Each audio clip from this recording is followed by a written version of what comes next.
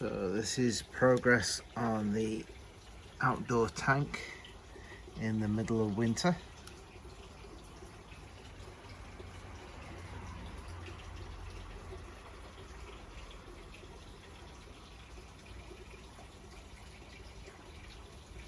The fish seem to be doing well. There's a slight tanning colour to the water. That's fine in a natural tank. We've got 2 heaters in there, keeping it at a constant 68 degrees, which are fine for the Danios.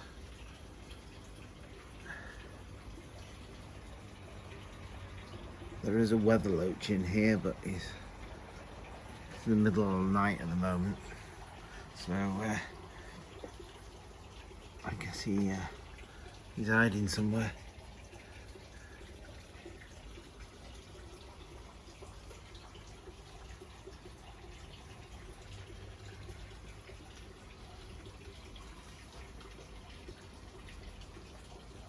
The grass is doing well.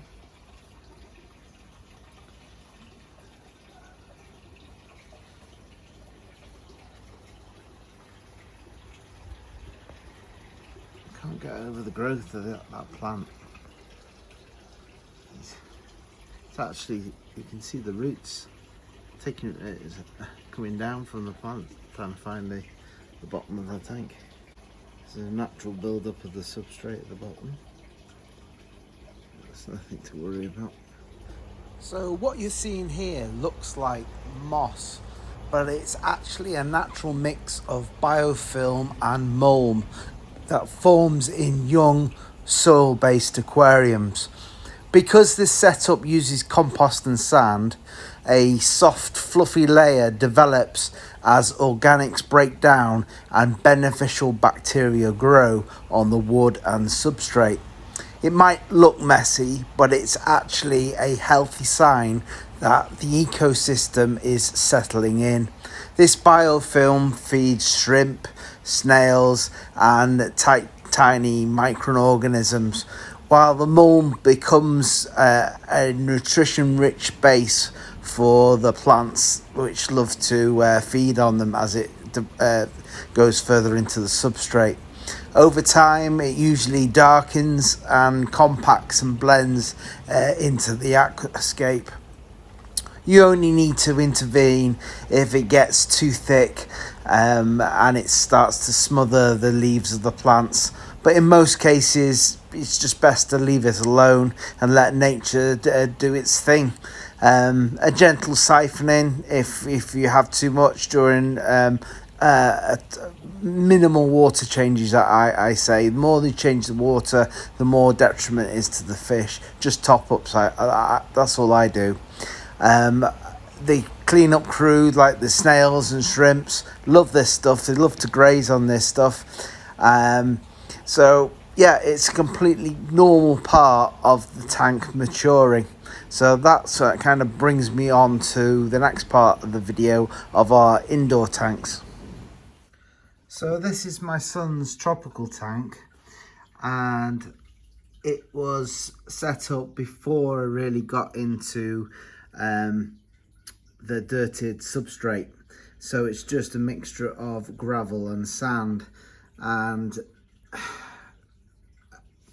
I do wish that I learnt what I know now before I set this one up, but hey ho, because the plants are suffering for it, and I don't like putting chemicals in. This is an interesting plant. It's suspended and the roots are finding its own way down into the substrate, and it's just doing fairly well. There's a little loach on there, hillstream loach there. Oh, there you go, it's gone. So the plants are looking a little bit worse for wear, and probably could do with a refresh, which I'm going to take cuttings from the other tank. Incidentally, this tall one here, the red stemmed one, which you can see growing across the top, is starting to root. You can see some new shoots, but the flying foxes here love to feed on it. It's kind of a battle, and they strip it down to just the stem. But anyway, they're getting some food out of it, so they seem to be very happy at the moment. And we've got the pleco at the back, just hiding away. So yeah, I need to introduce some more plants, and the giant snails are going to go in here as well. But I don't, you know, I could start again and add the compost dirt and then the sand above that, but I don't know. It's let's just see how this goes. Over time, the sand will build up its own biodiversity, and maybe just add more, a thicker layer of sand on top of it. Will do the same job. But definitely, it just goes to show that the compost layer at the bottom helps sustain your plant's growth. So this brings me on to our giant snail, Bob or Gary. I forget which my son has called him now. But it's had plenty of babies. You can see one there, another there, and a whole cluster of them on the plant there. So I intend to, when they get a little bit bigger, they're all going to be the giant sized snails. I'm going to move them across to the outdoor tank so they can start feeding on the biofilm there. And there's plenty biofilm growing here as well. This is just a cold water tank, and I've got a mixture of danios and sailfin danios and white mountain minnows. Seem to be getting on just nice. And then this is our new tank, cold water setup again. This is our bio orb. Now this is just recently set up. Again, it's dirted, sand, and I planted it, so the plants are still establishing themselves. We're going to add some more plant and some grass and moss, well, grasses to it. Then we've got a moss ball there. And we just got some danios in here at the moment. There's only 4 of them because I don't want to overload the tank. I'm just building it up nicely. I've added some more snails. There's one there, it's growing, getting nice, bigger. It's one of Bob or Gary's offspring. Another one there. So yeah, it's nice to know these are all going to be giant snails, not just small little things. Yeah, anyway, back to the nighttime shot. There is a hill stream loach in here somewhere. He might be hiding in there. There's plenty of build-up of algae on the glass, which I'm going to leave as a natural filter over the winter. I'll clean it up in the spring.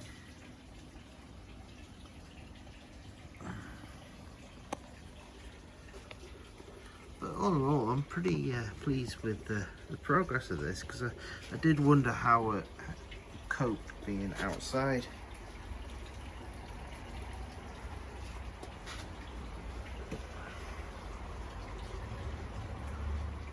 Put the flashlight on to see if we can do a temperature check.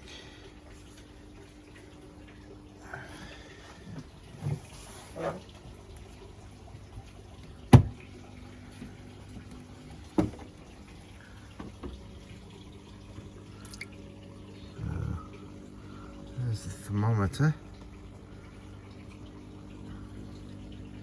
I can feel the heat off it, so let's zoom in. It's in the green. It's over 7, so it's above 68. It's about 72.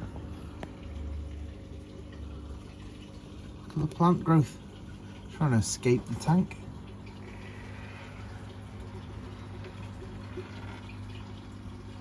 Awesome.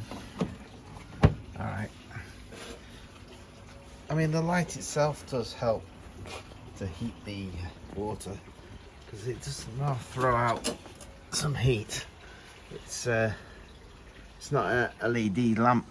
It's a old sort of fluorescent style, which does throw out heat, so that's helping.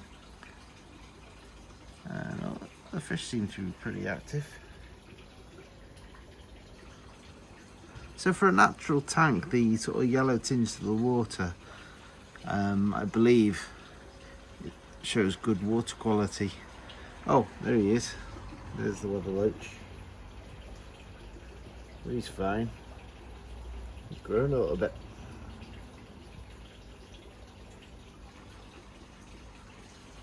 So yeah, if you're into keeping fish and can throw me any tips in the comments, much appreciated. But going the dirtied route with the substrate it's brilliant. It's basically you've got Mother Nature working for you, setting up the whole ecosystem. Even down to the snails, they're doing well, they're multiplying. And we've got some giant snails to go in here as well. In fact, he's getting quite big there. Can you see him? And zoom in.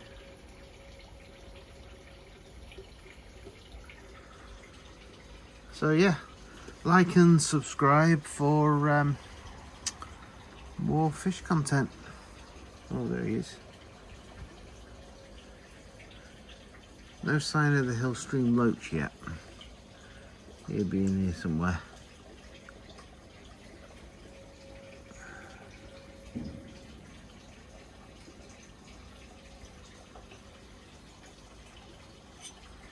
Alright, cheers guys. Bye for now.